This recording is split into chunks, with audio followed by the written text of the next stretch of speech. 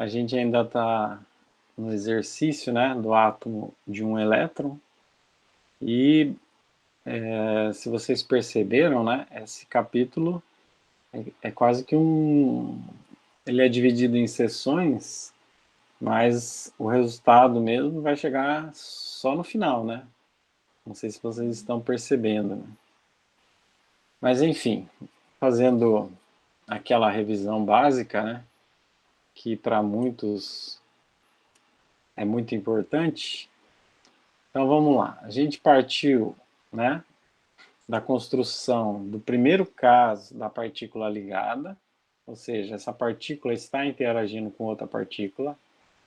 Para isso, a gente teve que recorrer a uma construção da massa reduzida. Como essa partícula, né, ela está interagindo com uma outra partícula, o tipo de interação é o clássico columbiano, né?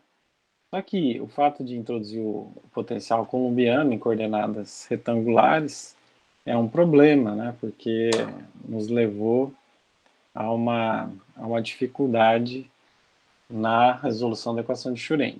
Mas beleza, a gente contornou isso quando a gente transformou em coordenadas polares, né? A gente perde porque a gente tem que gastar mais folha de caderno para resolver, porém a gente ganha o fato de poder fazer a separação. Aí, nas aulas anteriores a gente comentou, né, basicamente, sobre a separação de cada uma das variáveis. Então a gente encontrou, né, as autofunções independentes. Aí fizemos aqui porque, como eu sublinhei, a gente saltou algumas resoluções, né, dada a sua complexidade, né?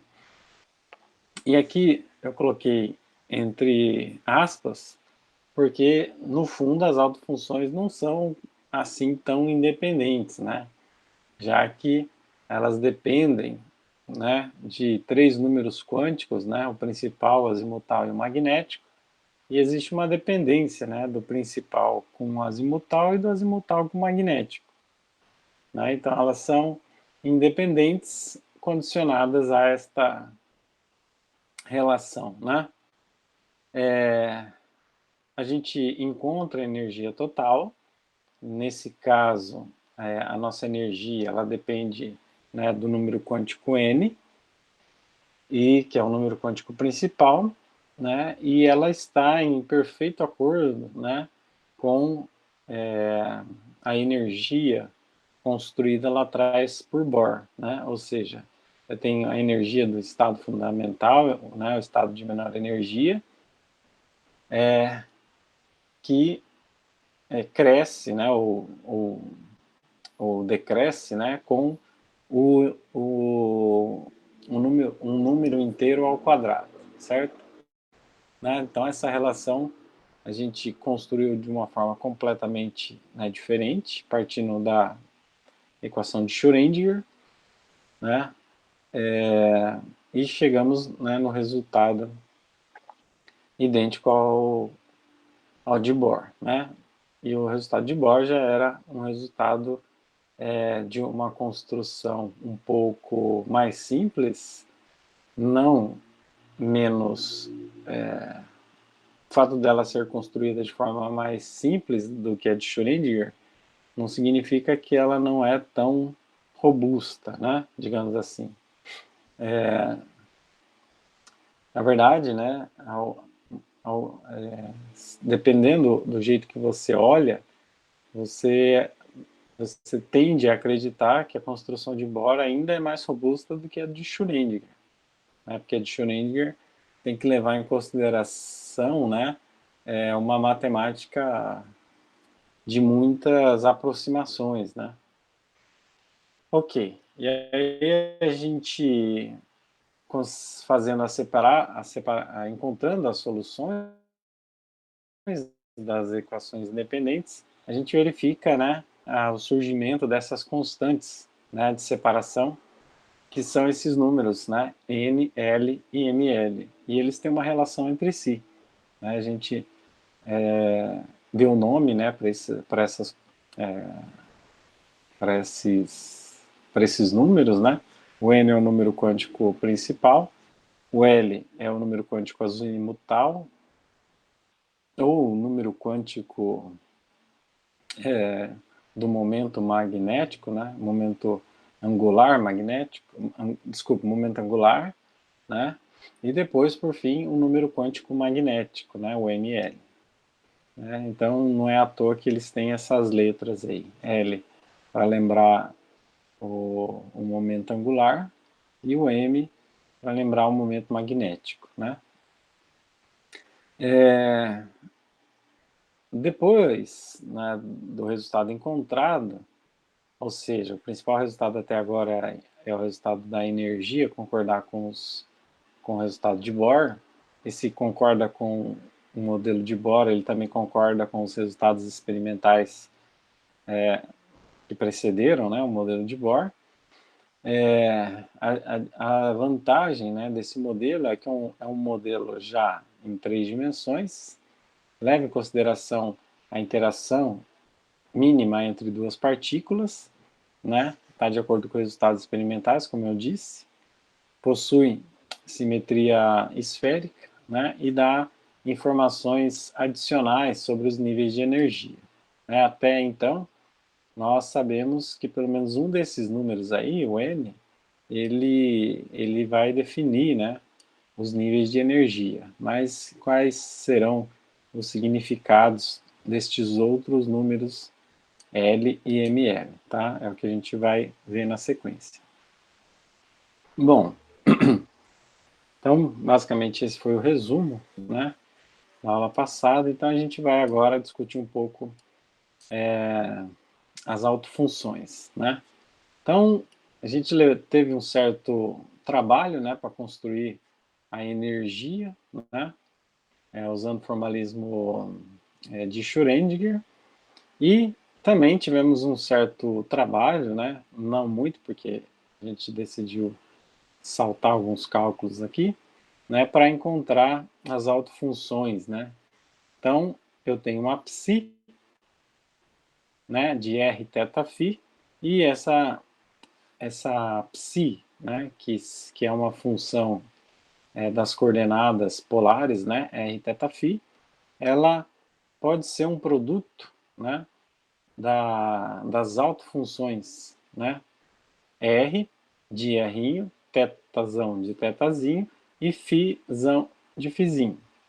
Né? Além delas, né, serem funções separáveis, né, elas têm uma dependência com os números quânticos n, l e ml. Por exemplo, se eu omitisse, né, estes números aqui, n, l e ml, eu cairia numa condição de contínuo. Ou seja, essa energia ela poderia ser qualquer valor, né, de zero até menos infinito, né, ou de menos infinito a zero. Então ela poderia assumir qualquer valor. Foi a condição, né, de separação das variáveis que nos leva à quantização, né, que nos traz essa quantização e essa dependência dos números quânticos, né. Então, significa que a nossa psi, que é uma função das coordenadas polares r, θ, φ, ela só é solução quando tiver condicionada às regrinhas, né, dos números quânticos n, l e ml, certo? E aí, a construção das funções, né, se vocês permitirem, a gente tinha citado a tabela 7.2, que traz, né, as funções para os 3 primeiros números quânticos, n igual a 1, 2 e 3. Né? Então, as nossas autofunções, ela tem mais ou menos, né, estas caras aqui. Por exemplo, a φ vai ser sempre, né, exponencial de IML φ, tá? Essa é a mais simples, né, de todas. Aí depois eu tenho a função θzão, né, que vai ser um seno elevado ao módulo de ml de θ, vezes polinômios em cosseno. E por fim, a nossa variável radial, nosso Rzão, vai ser uma exponencial elevada a menos uma constante, que é aquele a zero, né? R dividido por N, vezes esta mesma constante, vezes R elevado a L, mais uns polinômios em R, certo?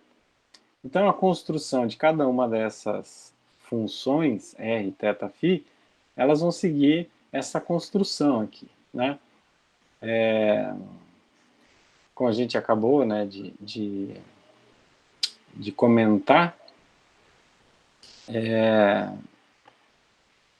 esta é a vantagem, né, do estudo das séries e dos polinômios, né? A gente consegue construir soluções, né, a partir dessas séries e polinômios, né?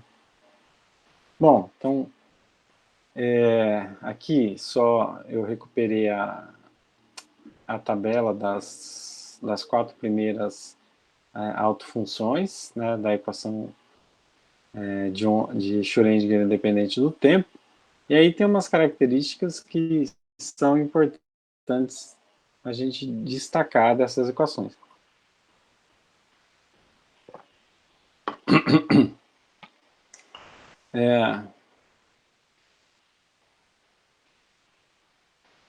Bom, é aquilo que eu estava comentando anteriormente, né? A estrutura das funções segue um padrão, né? Então não significa que cada vez que eu for atrás de uma determinada psi, né?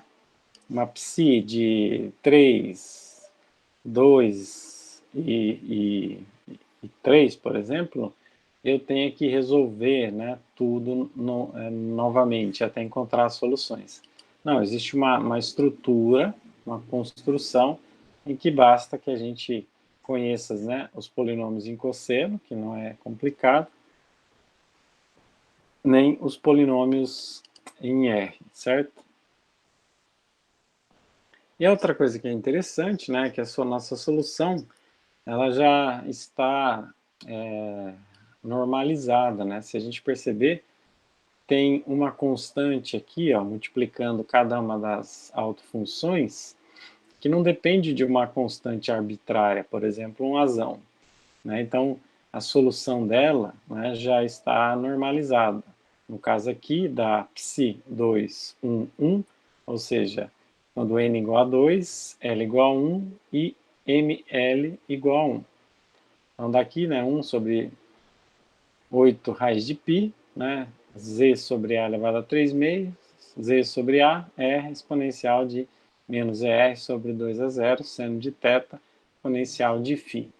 Né? A outra coisa interessante é que a gente consegue, então, enxergar, né, as dependências em separado. Né?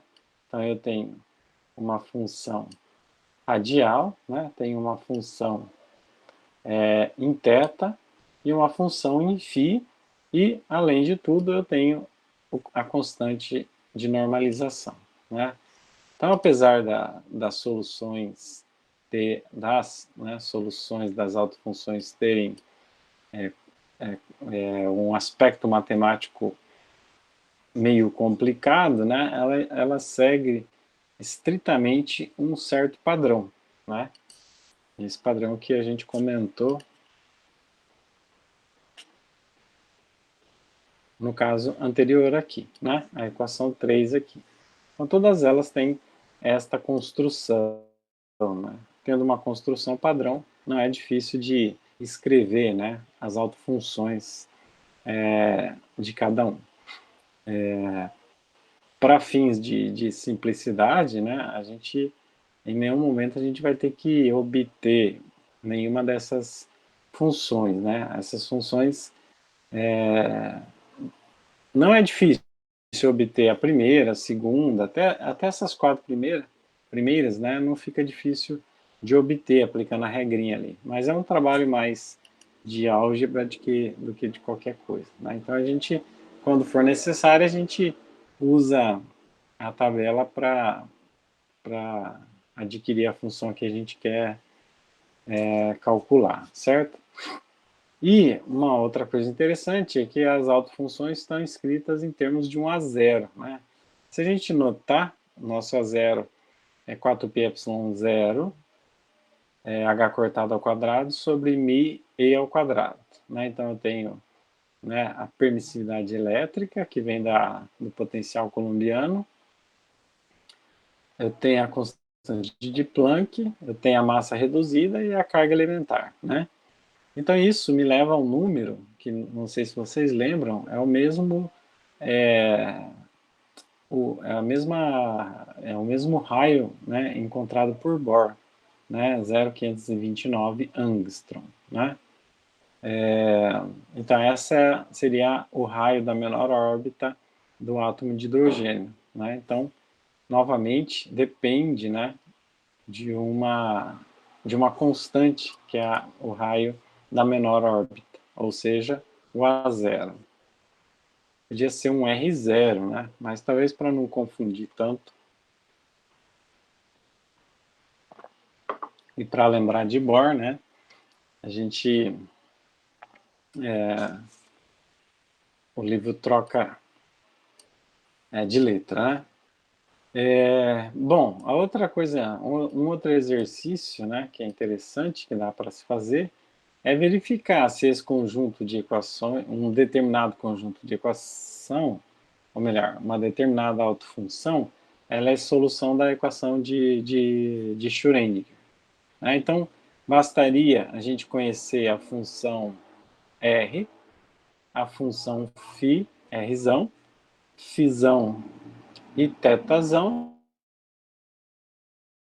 e aí a gente faria, né, no caso aqui, a derivada em R de Rzão, depois deriva novamente. Aqui seria uma derivada segunda em φzão, e aqui seria uma derivada segunda também em θzão. Então, conhecendo, né, as três funções Rzão, θzão e φzão, a gente deriva, joga nessa equação e verifica se ela é a solução da equação de Schrödinger, né? O processo não é complicado. O método não é complicado, né? O procedimento que é longo, né? Então também, se eu não me engano, tem um exemplo, né? Esse exemplo 7.2, a gente pega essa função aqui, a gente sabe quem que é o R, o Rzão de R, a gente sabe quem que é o θzão de θ, e a gente sabe quem que é o φzão de φ, né? Volta na equação de Schrödinger, e determina se ela é a solução da equação. A gente já deve suspeitar de que todas aquelas equações são soluções da equação de Schrödinger, né? É mais uma prova real do que qualquer outra coisa. E a gente parte da construção de que elas sejam, né, soluções da equação de Schrödinger. E depois, como exercício, a gente aplica uma ou outra para verificar se isso é verdade, né? Ok, feito isso, a gente, né, explorou, né, e detalhou um pouco mais os resultados que a gente obteve, né, nas aulas anteriores. Então, digamos assim, a primeira aplicação prática, não sei se seria essa é a palavra, né? Mas de certa forma é. Vamos pensar o seguinte: bom, a gente constrói um modelo, uma partícula ligada, potencial coulombiano, massa reduzida, sistema de coordenadas polares, resolve um monte de equação e acha um conjunto de autofunções que são soluções da equação de Schrödinger. Ponto. Até aí, um trabalho da bexiga gigantesco, mas a gente conseguiu chegar. Bom, se vocês lembrarem, né, do capítulo 5 lá e do capítulo 6, qual que era o objetivo? O objetivo, no final das contas, era tirar informações dessas autofunções. A primeira delas era calcular a densidade de probabilidade, ou seja, o nosso P, né, Pzão. Se eu multiplicar, né, o nosso P por um dr, por exemplo, eu consigo medir, né, a probabilidade de encontrar uma partícula em uma determinada região do espaço. Então, o próximo passo é calcular, né, uma certa densidade de probabilidade, né? Então, no caso aqui, não é diferente, volta a usar o exemplo do bolo, tá? A receita do bolo é sempre a mesma. O que vai ser diferente aqui, né, são os ingredientes, né? Aqui no caso, né, a nossa psi é uma psi um pouco mais complicada do que aquela psi que a gente vê no capítulo 5 e 6, tá? Então, a densidade de probabilidade sempre é psi estrela psi, né? A nossa psi é a psizona, né? Vai ser a psi vezes a exponencial de i e t sobre h cortado, né? Aqui tem um n que é um subíndice do e, tá? Tá meio... acho que tá errado. Ok, mas a nossa psi estrela, né, é aquela função complicada. No capítulo 5 e 6 era uma psi mais simples. Aqui é uma psi um pouco mais complicada, mas o procedimento é o mesmo. Então, no fundo, se resolve como as autofunções, né, são independentes, de certa forma, então, né, vai se resumir no produto R estrela R, no produto teta estrela teta, tetazão, né, no produto φ estrela φ, né.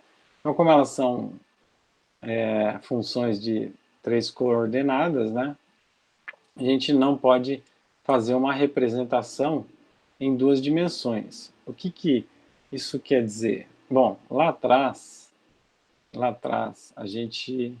vamos lembrar do problema do oscilador harmônico, né? Então, eu posso pensar num pêndulo, né? Assim, oscilando, né? Deixa eu fazer assim, né? Imagina um pêndulo oscilando. Então, se eu transformar isso em coordenadas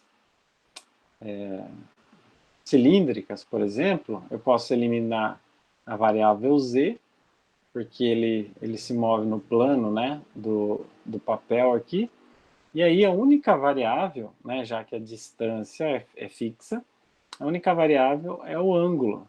Então, esse problema é um problema unidimensional. E a gente verificou, né, que no caso do pêndulo, né, no caso do pêndulo aqui, esse problema ele dava uma densidade de probabilidade quântica, que era uma coisa mais ou menos assim, né? E uma densidade de probabilidade clássica, que era mais ou menos assim, né?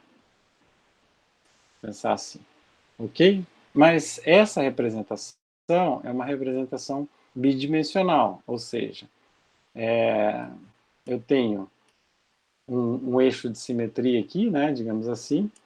Então, a partir desta posição, o meu raio, né, digamos assim, está aumentando, e aqui é a própria densidade de probabilidade.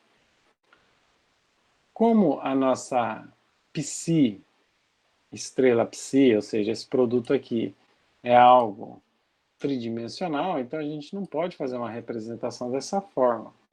A gente tem que tentar fazer uma representação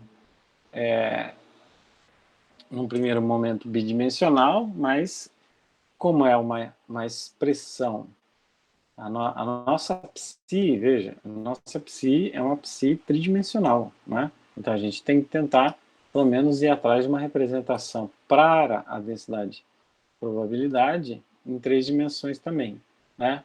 Como a gente não consegue fazer tudo de uma vez, a gente começa tratando primeiro a densidade de probabilidade radial, né? Então, nesse primeiro momento, é isso que a gente vai fazer.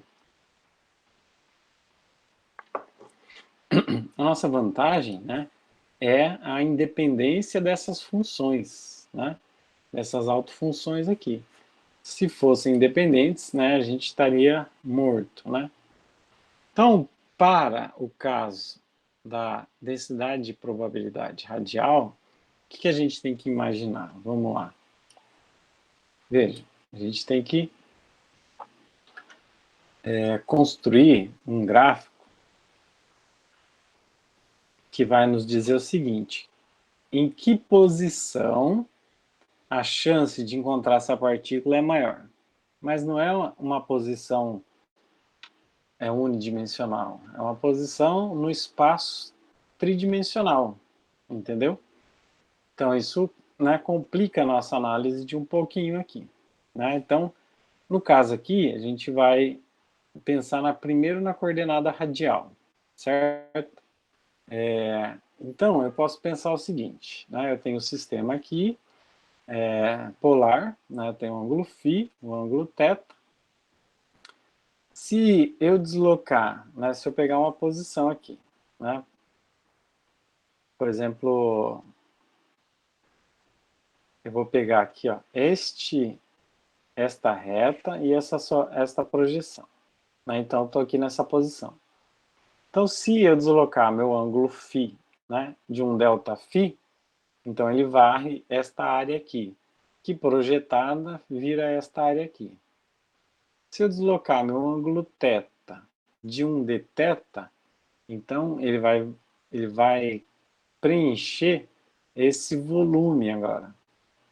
E se eu deslocar o meu R de um ΔR, né, ele vai preencher esta região aqui. Então, este elemento, né, que a gente chama de tal, né, esse é o elemento de volume que a gente vai usar para integrar, né, digamos assim, para calcular a nossa densidade de probabilidade.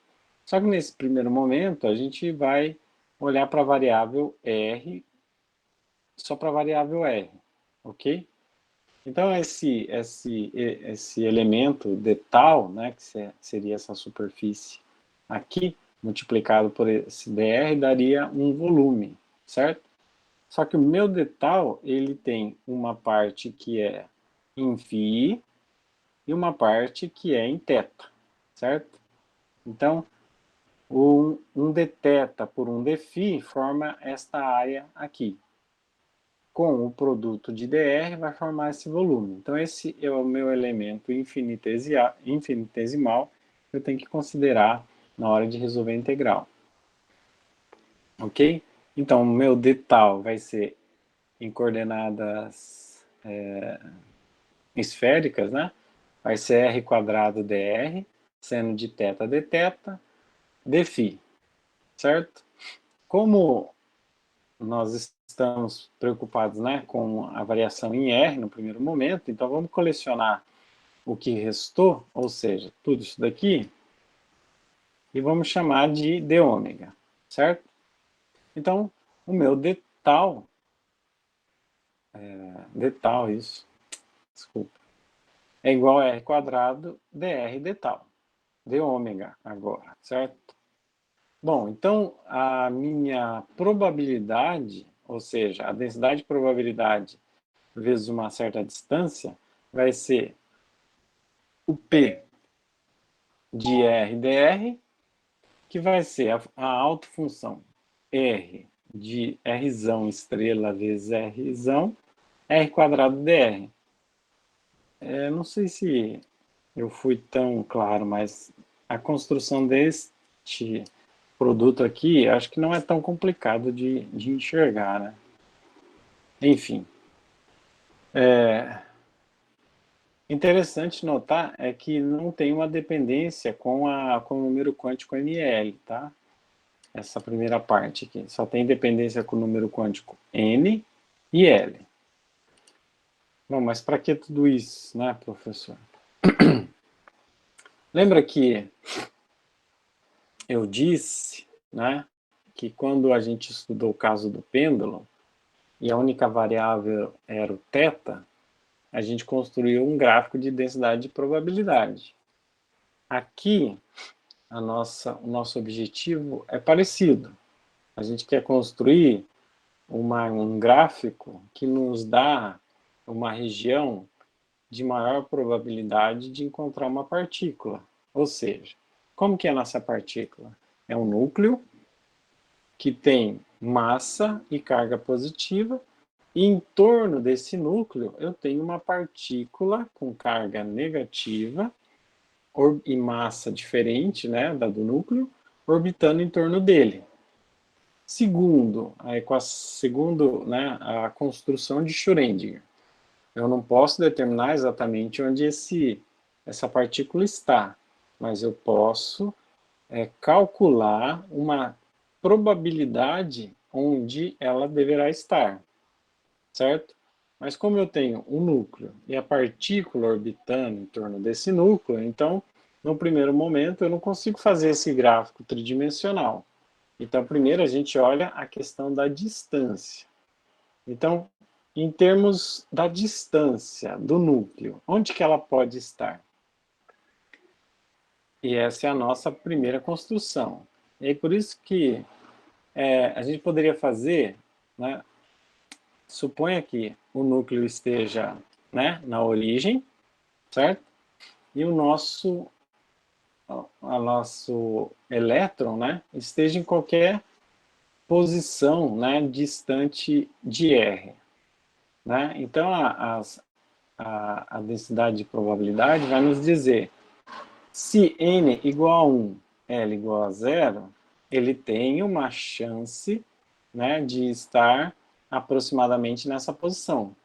E aí, como a gente sabe que A0, né, é o raio, né, da menor distância da partícula, a gente faz a razão do Rzinho por A0.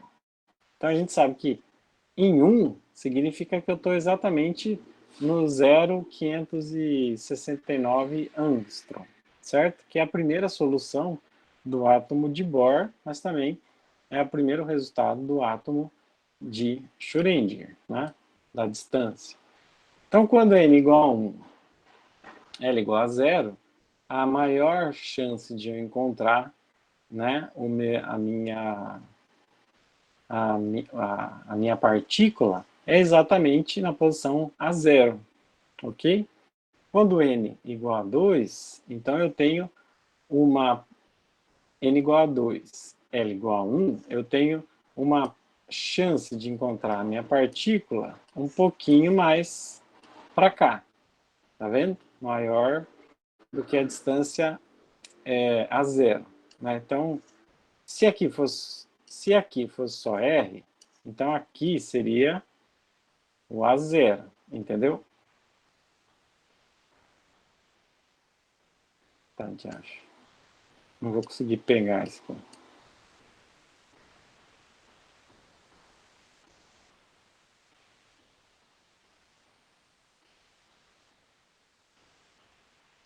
Ah,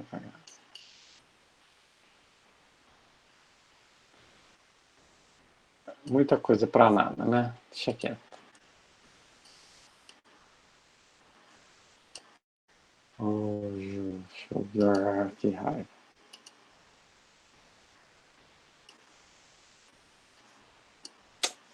Bom, vocês entenderam, né? Deixa quieto. Bom, então para n igual a 2, L igual a 1, a chance de encontrar a partícula seria nessa posição. Para n igual a 2, L igual a 0, eu tenho duas posições. Eu tenho esta posição e meu Deus do céu. E esta posição aqui. Veja que essa função, né, a autofunção para n igual a 2, L igual a 0, ela tem duas posições, dois máximos, onde há uma certa probabilidade de encontrar partícula. Ok? Porém, esse máximo é mais próximo do núcleo e com uma intensidade, com uma amplitude menor. Né? Então, apesar de existir uma possibilidade dela estar mais próximo, do que meio angstrom existir, né, a maior probabilidade vai ser encontrar ela um pouco mais distante, né, nesta posição aqui, ok? Então, nesse primeiro momento, o que a densidade de probabilidade radial nos dá são essas informações. O que é equivalente ao que a gente fazia lá atrás, né, como eu disse no exemplo do pêndulo.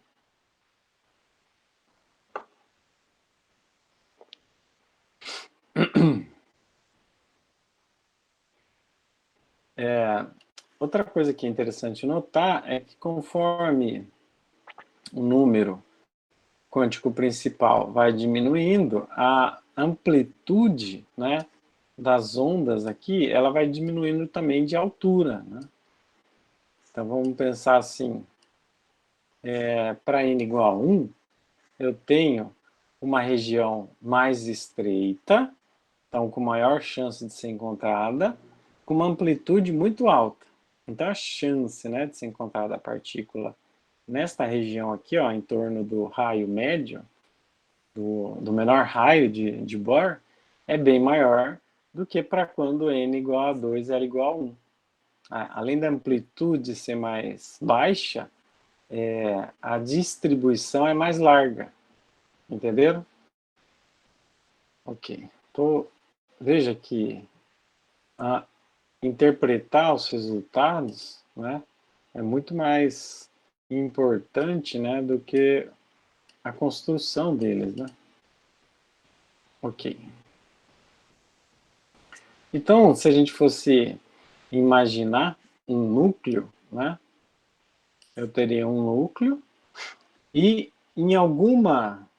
no átomo de Bohr, né, ele diz, ó, a partícula está a uma distância r do núcleo. Aí faz um monte de conta e acha esse meio angstrom aproximadamente.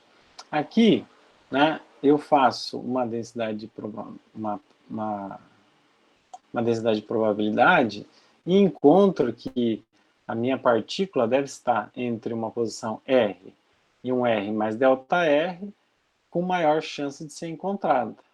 E esta primeira, digamos assim, solução é aproximadamente para n igual a 1, L igual a 0, é aquele meu meio angstrom, né? Então essa distância aqui, para n igual a 1 e L igual a 0, é aproximadamente meio angstrom, né? Seria a partícula minha, pode estar em qualquer região dentro dessa nuvem aqui, né?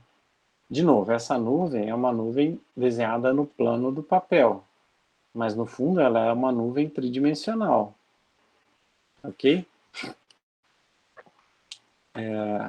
Que é equivalente a esta curva aqui, né? Esta curva mais intensa, né? Então, o que ela está dizendo é o seguinte, existe uma probabilidade maior de encontrar ela em torno do A0, né? E aqui também, existe uma probabilidade de encontrar minha partícula em alguma posição em torno de um raio médio aqui, que é o meu A0, certo? Isso é resolvendo, né, a densidade de probabilidade só na condição radial, tá? Aí eu emprestei, né? Se vocês quiserem clicar depois aqui, vai te levar a esta página. Eu achei esse gráfico interessante, né? Porque ilustra mais ou menos isso que eu estou querendo dizer, né?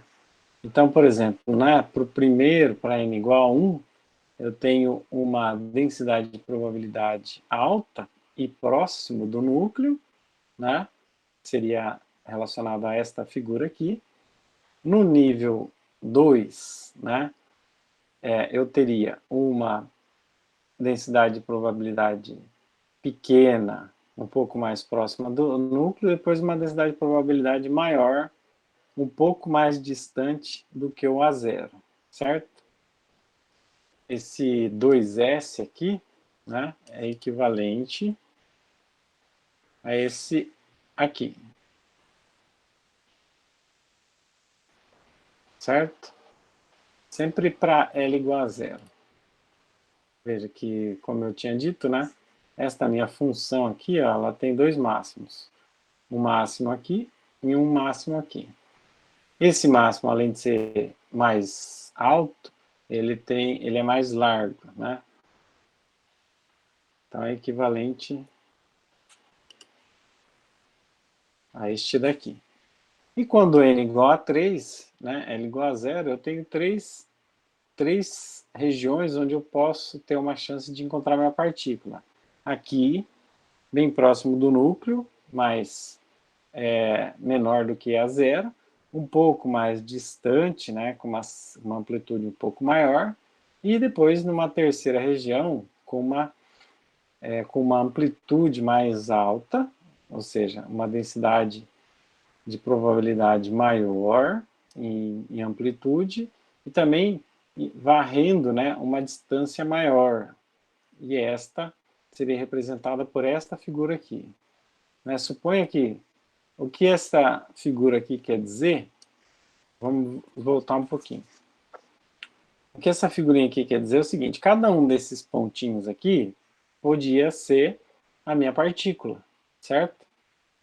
Suponha que eu, né, tirasse uma foto, né, tirasse umas 1000 fotos da minha partícula, né, do meu átomo aqui. E aí, cada vez que eu tirasse uma foto, eu pegava ele numa posição, certo?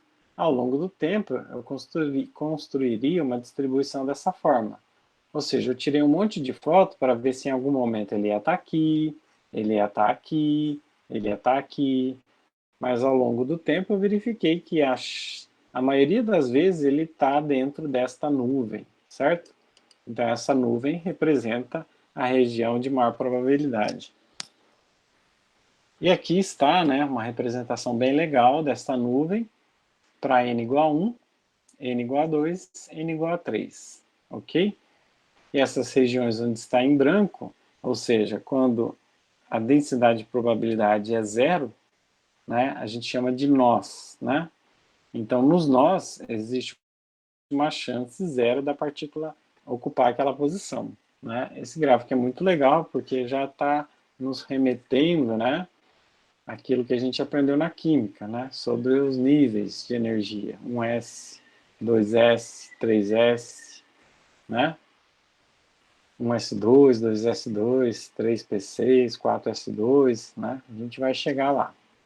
Mas, do ponto de vista de contorno, seria mais ou menos assim. Mas eu gosto mais dessa figura. Né? Essa figura me dá uma visão um pouco melhor, certo? Bom,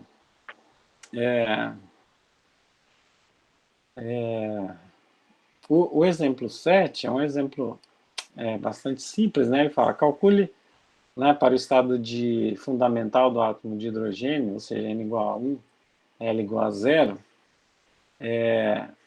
a densidade de probabilidade, onde ela é máxima, né? Então eu tenho P de NL, que vai ser o R 1, 0, ou seja, N igual a 1, L igual a 0, estrela, que multiplica R 1, 0, R quadrado. Né? Então a minha densidade de probabilidade é escrita dessa forma. Que, do ponto de vista da equação, o que eu faço? Eu volto, né, na tabela aqui. Vamos pensar.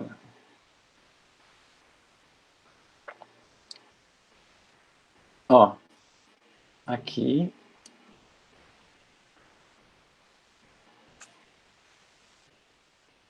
Aqui, ó, veja, eu tenho uma função que é exponencial de menos z, rzinho dividido por a zero, né? E depois aqui uma constante. Então, a minha primeira autofunção aqui, ela tem essa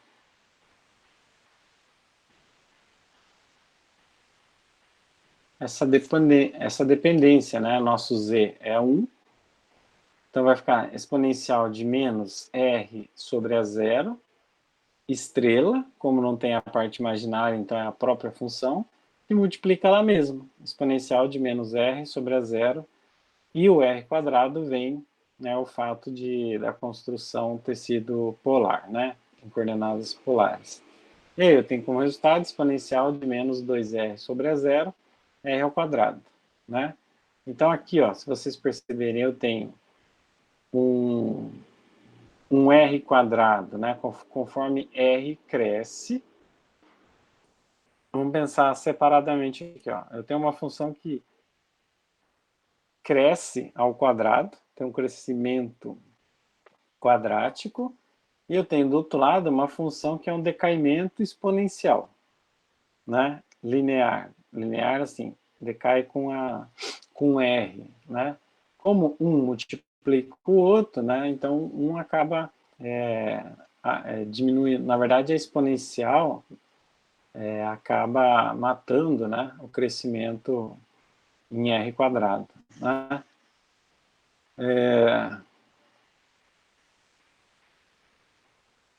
Eu quero dizer o seguinte, que essa função aqui, né? É esta função primeira aqui, ó. Né? No começo o r quadrado domina, mas depois a exponencial mata ele, né? Opa, tá lasqueira. Ok, mas como a gente está interessado no valor máximo, né? Então, o que é o valor máximo? A gente pode fazer assim, eu derivo em R a densidade de probabilidade igual a zero, ok? Então, significa derivar a exponencial de menos 2r sobre a zero, r quadrado, isso dá menos 2 sobre a zero r quadrado, mais 2 exponencial de 2r a zero vezes r, né? Coleciono, né, tudo isso daqui, igual a zero, passo para o outro lado as coisas que multiplicam zero, e acabo chegando à conclusão que r é igual a zero, certo? Então, a minha densidade de probabilidade é máxima quando r é igual a zero. É exatamente, né, o que esse gráfico aqui...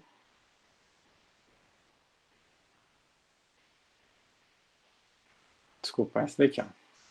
Esse daqui nos mostrou, mas deixa eu apagar aqui. Tem muita coisa poluindo. Ó, R sobre A é 1, significa que E é igual a zero. Aqui, esta posição é o meu a zero, né? Então, ela é máxima nesta posição. O exercício foi achar esse resultado, certo? Aí, a letra B desse exercício pede calcule o valor esperado da coordenada radial neste estado, ou seja, n igual a 1, L igual a zero. Aí aqui, ok, eu vou fazer a densidade, eu vou fazer a integral de menos infinito a mais infinito, mas não em uma dimensão, mas em 3 dimensões, então é todo o espaço. Mas como eu posso fazer essa separação, então eu poderia fazer a integral de zero a infinito na variável r, né? Então é equivalente a fazer a integral de zero a infinito na coordenada r e fazer uma outra integral no restante, ok?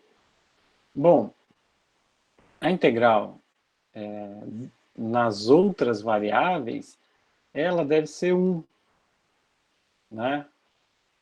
Eu vou deixar isso para vocês pensarem um pouco, porque ela deve ser 1, né? Na verdade, né, a integral de cada uma das variáveis, né, tem um valor definido quando integrado no seu limite total, né? No caso da variável r, é integrado de zero a infinito. No caso das outras variáveis, elas são integradas de zero a π e uma outra de zero a 2π, né? De qualquer forma, o resultado dessa integração deve ser 1 ao final. Então, a gente sabendo disso, né, que esta quantidade deve ser 1, assim como essa daqui também, né, deveria ser 1, então sobra resolver só a integral de zero a infinito da densidade de probabilidade igual a 1, né?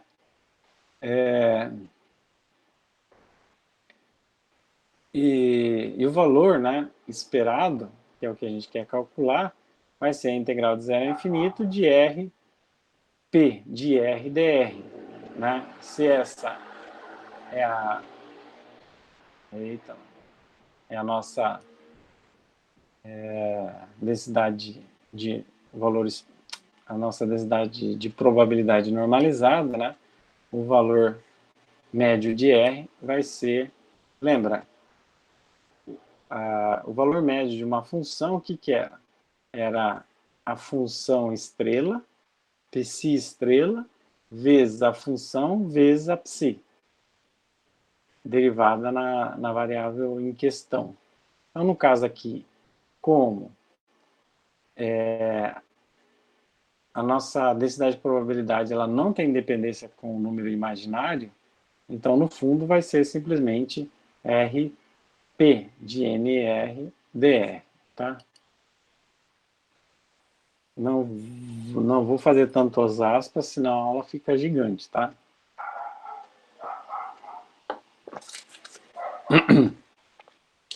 Bom, e aí, aqui eu estou, obviamente, trazendo só o resultado, né, do problema, mas depois vocês consultam lá no livro as dicas para desenvolver um pouco melhor.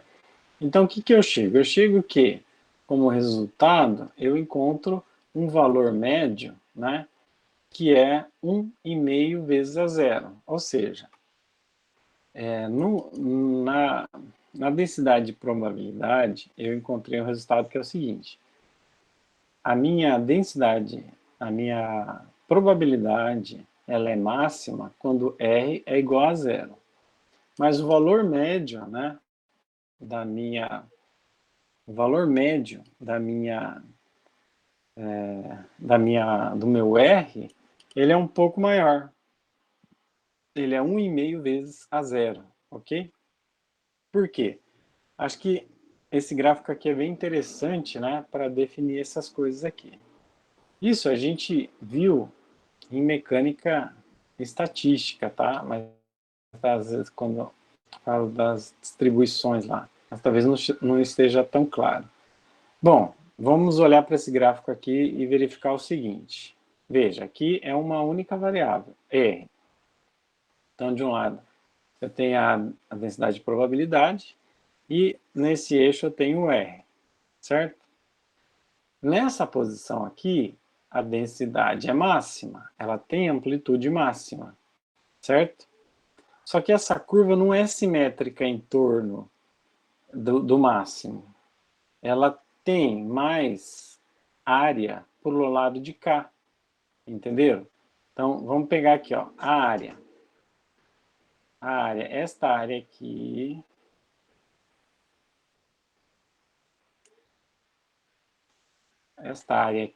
ela é menor do que a área vizinha aqui. Agora eu vou apagar para desenhar outra. Ela é menor do que essa área aqui. Certo? Então, ela não é simétrica em torno do máximo. Como a densidade de probabilidade é um valor médio, então a chance de encontrar a partícula, né, o valor médio, né, de encontrar a partícula, nesse caso é um pouquinho deslocado para mais. Né? Poderia ser o contrário, poderia ser deslocado um pouquinho para menos. Suponha que a curva fosse... Deixa eu ver se eu consigo desenhar aqui. Suponha que a curva fosse assim, ó.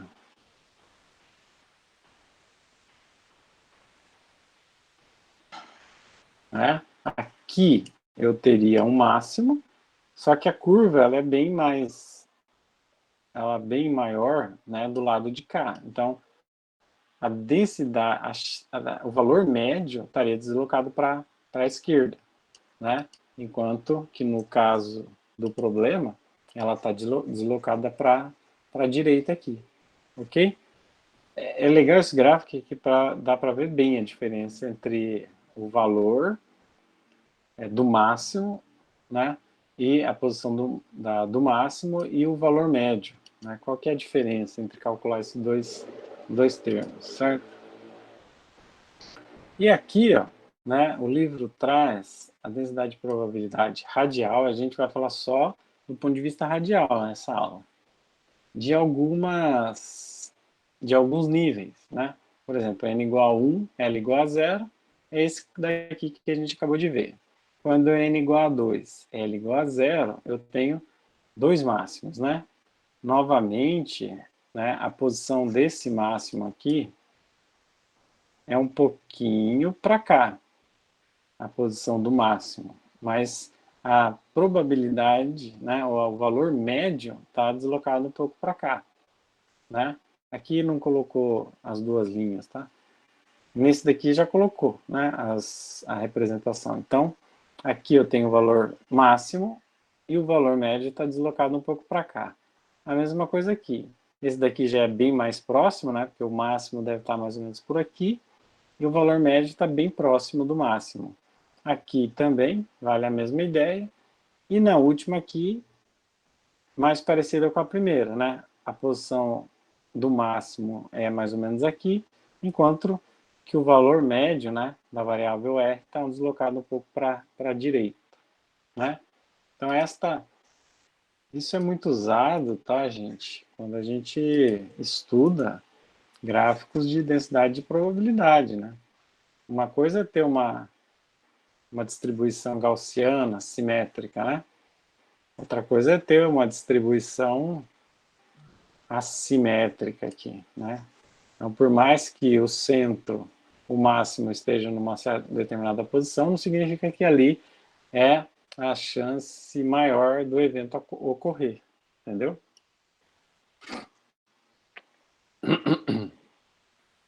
E por hoje é isso. Então, vejam, a gente hoje só analisou a variável radial. Aí depois a gente vai analisar as outras variáveis. E aí a gente vai construir quase que uma distribuição em 3 dimensões, né? E aí vem as nuvens, né, de distribuição, que vai ser algo bem legal de mostrar para vocês, tá bom? Então é isso, por hoje é só.